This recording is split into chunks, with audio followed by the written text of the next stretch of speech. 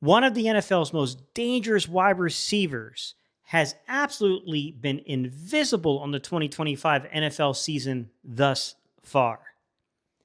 What I mean is, if you take a look at A.J. Brown's yard per route run, regardless of the scheme he's facing, currently has a 1.72 marker, which ranks 35th in the entire NFL. That's very un-A.J. Brown like. I mean, he is trailing guys who are just in different parts of their career, right? Different seasons of their career. Young guys like Roma Dunzi, who's just now coming up in the league, right? And then more established veterans who are kind of on somewhat the backside of their careers, right? And, the Keenan Allens of the world and the Stephon Diggs and Devontae Adams of the world. All those guys have been more productive on the 2025 season than A.J. Brown, who's in the prime of his career. And when I consulted the tape had a lot of interesting points about both his production and his play. Let me just say this real quick. The timing between A.J. Brown and Jalen Hurts for the larger part of the 2025 season, it's just been off. It's hard to describe, it's hard to explain, but you can clearly see on tape the timing between these two players, it just ain't right. That's why during the first half of last week's game, and it didn't go our way ultimately, but I will say during the first half, it was a pleasant surprise that the offense was generally running through Jalen Hurts and A.J. Brown together, and they were able to do some things on those first three drives of the game. But at the same time of saying this, I'm not going to sit here and act like there wasn't a lot of meat still left on the bone when you look at the film behind their play. Let's talk about that for a minute. For the vast majority of A.J. Brown's career, he has been an absolute nightmare when people try to go man coverage on him. Even this season alone, when you look at the analytics behind his play, he is still judged out by a group of, independent scouts, the sixth highest graded wide receiver versus man coverage, right? He has a 91.1 grading, which puts him just outside the top 5 in terms of all receivers in the league versus man coverage.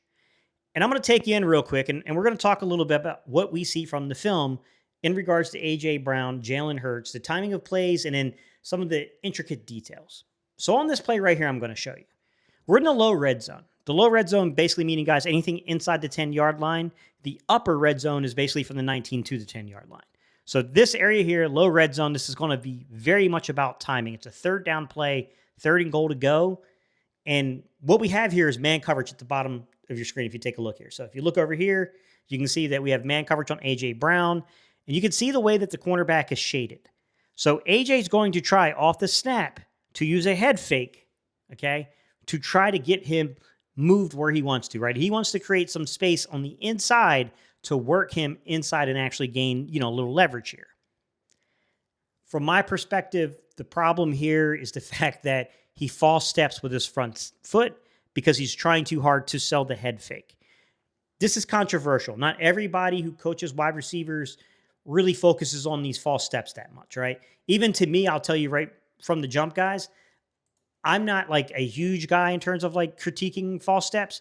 It's all about the timing of the play. False steps can be utilized in a productive way at times, but when they create a challenge in terms of the timing of the play, the false steps are a little bit of a problem. And in this situation, we were false stepping on our front foot, and the way you can see this, guys, is that he comes even off the hike. Both his feet come even, right? Because he's trying to sell that head fake, which creates just a split second of timing being off to where once he finally gets the advantage and breaks inside of the corner, the timing of the play is now off, and he's trying to one-hand the ball here, and it just doesn't go our way, right? You can tell from this play right here, something is off with the timing and the rhythm between A.J. Brown and Jalen Hurts.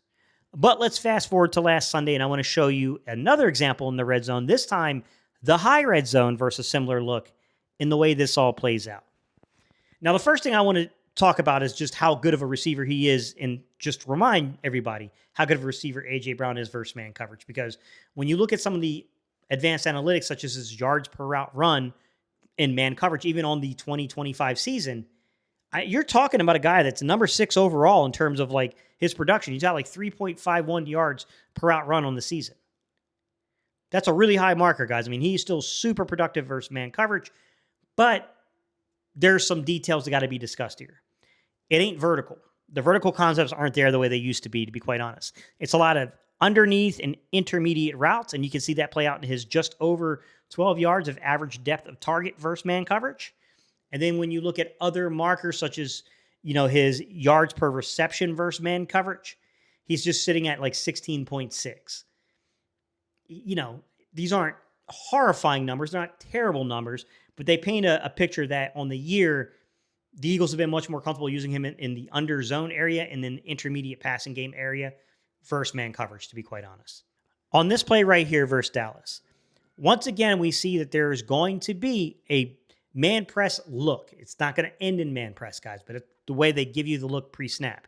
We can see that this corner is shaded a little bit actually outside of him. So he's kind of trying to filter A.J. Brown inside. And I actually think this is a terrible call from the defensive coordinator, if I'm being honest. I think that D coordinator did a heck of a job in the second half of this game, but on these first 3 possessions, I saw some things on tape. I'm like, what were they trying to defend here? Didn't make a lot of sense. You can see they're going to move A.J. Shipley. So they're going to take Shipley, and they're going to move him from being offset to the right to offset to the left, would cues Jalen Hurts in on what the safety's doing. So he sees the safety's eyes lock on him. So he knows that if he can clear that route, it's going to be wide open. As long as Jalen Hurts holds the backside safety with his eyes, he's going to have a one-on-one situation with a lot of space and a lot of room in the upper red zone to work with A.J. Brown, because that safety is going to be coming downhill to take away Shipley's route, to be quite honest. So he's going to let it clear. We're going to get to the top of the route stem. And as we get to the top of the route stem, yes, you got a little bit of separation with the hands. As long as you're not really up high with your hands, you're probably not going to get called if it's in around the waist area when you separate. You normally get away with that as a receiver, if I'm going to be quite honest.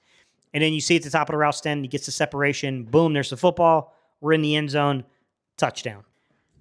This is the frustrating thing about the Eagles offense on the season, right? Because there are these little moments, these spurts of moments we see, not ever in completeness, but these little moments where we see the concepts come together. We see that there is an opportunity here for us to be really dynamic as an offense. It's just not consistent enough to feel good about anything.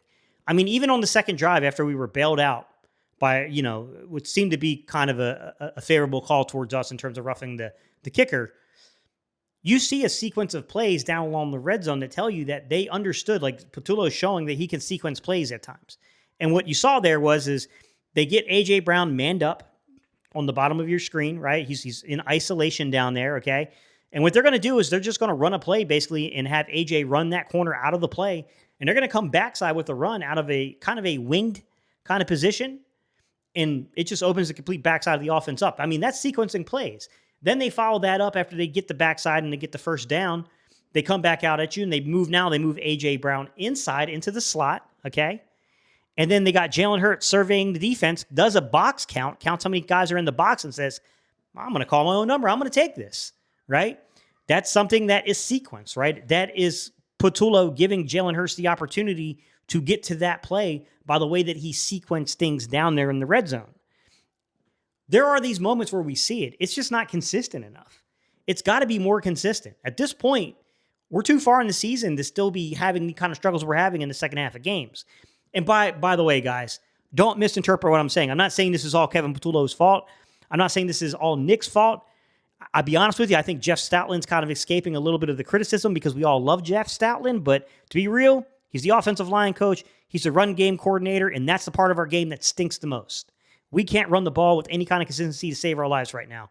And I do think Stout's escaping a lot of the blame, and I do think that he should be held more accountable than what he is right now by the fan base. When I say that, guys, I mean internally, I have no doubt that Nick holds people accountable. With that said, we can't run the ball. And when we can't run the ball, we can't establish flow. We can't, consistently come out here in the second half of game and drain clock. We can't land the knockout blow.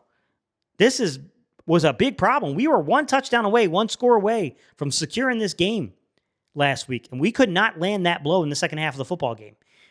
We had to filter the offense offensively through Jalen Hurts and A.J. Brown, and it worked for a long time.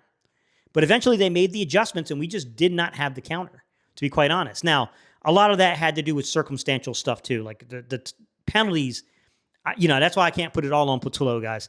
I don't care who your play caller is when you're getting this amount of penalties and you're putting your offense behind the sticks this frequently. That's a problem, guys. Like, when you're behind the sticks like that, I don't care who your play caller is, you're in a lot of trouble. There's only so many plays and a freaking playbook, guys. This is on them. They've got to be better as players. We've got to figure out something with the run game. And I do think we need to build upon what we just saw last week from A.J. Brown and Jalen Hurts because it opens up the rest of the freaking offense. It gives Saquon opportunities underneath, right? It gives Devontae those big play opportunities because everyone's too focused on bracketing and trying to take away A.J. The opportunities are there for Goddard to work the field a little bit because of the attention A.J.'s drawing. If we can set the offense to that, there's a chance. But because we cannot get down there and get into a rhythm and flow the game in the second half, right? Run the clock. I feel like you almost have to just kind of keep your foot on the pedal completely. I mean, it's not Nick's style. Nick wants to limit turnovers. He doesn't want to get teams back in the game by turnovers. But I feel like we have no choice because the run game's not there. Like, you kind of have to recognize what's happening right now, and you got to make the adjustment, Nick. It ain't there, man. I hate it. We all want it to be there, but it ain't there. So you got to get back to what we do and what we do well. All right, y'all. I appreciate y'all's time and attention. If you want to learn more about the scheme, YouTube's telling me to have you click on this video right here to learn some more. And without further ado, guys, I appreciate y'all, and I'll see y'all on the next video.